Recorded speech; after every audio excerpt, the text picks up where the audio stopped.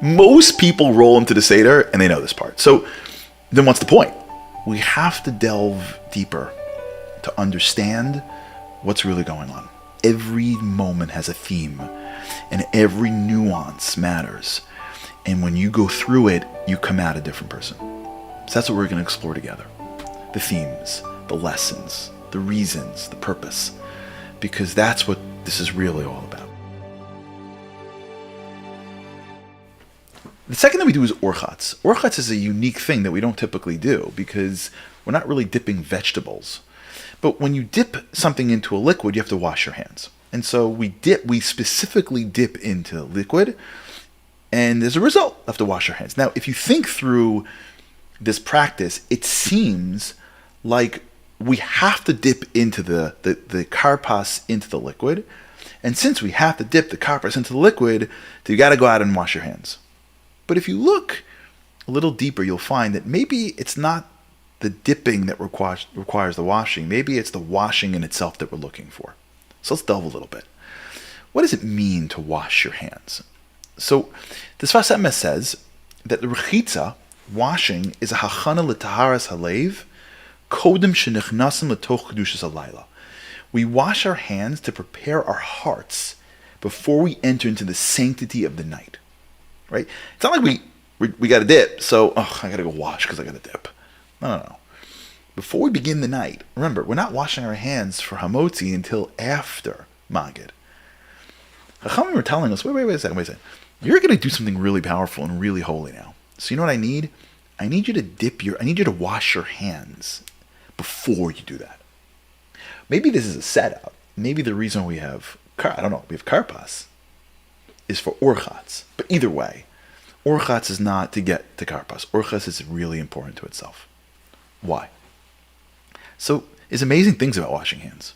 Right? The Shem Mishmol says that the tahara shel Urchatz hi hachana liyitzias min hagalus hapanimi.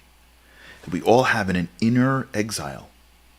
And Urchatz is what starts to prepare us for leaving that exile. Rabbi Nachman says, Netilas Yadayim, Monas min ha'adam bilbulim umachshira osulakabel or hakadusha. That washing of the hands removes our confusion and prepares us to receive the light. Why? So I want to follow the thinking of a great rabbi named the Mei Hashilach, the Ishbitzer Rebbe. And here's how he says it. Listen to this. And let's delve into this concept. Let's understand this theme. It's very much right after Kadesh. This fits perfect. Hayadayim hemakelim shel adam lef'al ba'olam. How do you operate in this world? What is the mechanism of our tools of operation? It's our hands. That's how we navigate this world. V'al kain tzrichim rechitza. We have to wash the hands. Why? Lahachin es hakelim l'talich shel cheres. Our actions are how we navigate the world. And so, in order for us to get out of gullus, in order for us to get out of the exile that we're in, we have to begin to transform our actions. What we're doing is we're washing our hands. Almost like, even you say the concept of washing your hands means moving away from what you did, right? Wash your hands with it. Washing hands is a way in which we are symbolizing that my actions could be causing, this is my intending of the Meshilach, my actions is causing my exile. Like, what am I doing? What am I doing during my day? What am I doing during my life? What does my life look like from an actions perspective? And is that driving me to the exile that I'm in? And maybe if I had a different perspective, maybe if I had a different belief system, maybe if I had more faith, I would do things differently. I wouldn't do this. I wouldn't cheat. I wouldn't take that thing that I'm using in order to look good in front of other people, but because I have to look good in front of people. I wouldn't act in the gray. We do a lot of stuff. And if you look around the world today, people are doing a lot of crazy stuff because of their image, because of how they look, because of what they want people to perceive of them, and it's hurting them. And they're doing it because we're so sucked up in a world of image that it becomes impossible for me to not compete. When do we ever stop and take stock of that? When do you ever stop and go, what am I doing this for? When do you ever stop and go, is this leading me towards freedom or towards exile? Am I operating from Kedusha or Tumah? That's why the Talmud may say, Hakol mispalel b'li rechitzas yadayim. If you daven without washing your hands, ki'ilu makriv korban tameh. It's as if you're giving a tameh korban. Why? Because you're coming to Hashem. Gimme. Why? Because our mentality may be off. Actions are a true testament to what we're thinking. Because if we didn't really believe it, we wouldn't really do it. Our hands are the mechanisms in which we are showing what our intentions are. We're showing what our belief set is. We're showing what we really, really, really want from the world. Now, if we're going to walk into a period of time called freedom and go into the Seder and get into the light that is available for us at the Seder to change our lives, you cannot come in holding on to yesterday's actions. It doesn't work.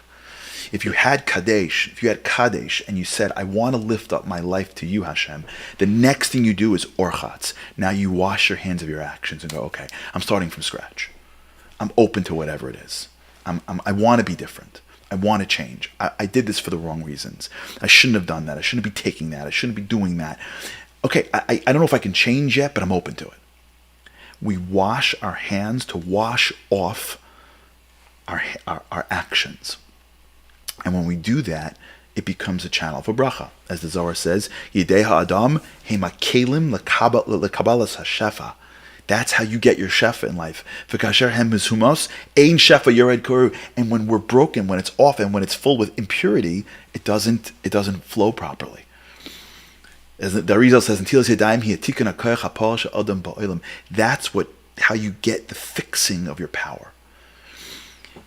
Our power gets fixed when our hands are clean. Neki kapayim uvar levav, David HaMelech says. When our hands are clean and our heart is pure, that's how we climb the mountain of Hashem. So we begin this process. We didn't even say a word yet. We're at the Seder, filled with light. We didn't say a word. We opened up and saying, Hashem, the physical things in this world, the objects, Kiddush, I want to find the sparks from within.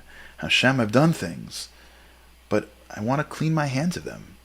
I want my actions to be aligned with you. So I'm walking into the Seder. I'm walking into the themes.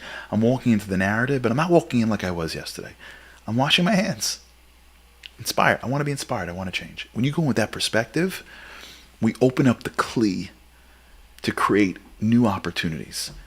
As the Sfas Emes says, rechitzas hayadayim, washing the hands, hi bitui l'ratzon, it's the subjugation of our ratzon, lahaschil michadash ba'asiyas nekiya. We can start new with pure actions. We didn't even get into it yet. We're already purifying ourselves for what's possible. Thank you so much for tuning in and joining us for this series. I hope that you enjoyed, and I hope that it enhances your Seder and brings you closer to Hashem. We have some cliff notes for you in case you want a Seder companion. You can download it. Check out the series and the downloadable stuff at pesach.us, pesach.us. And hope you have a great holiday, and may we see the full redemption soon.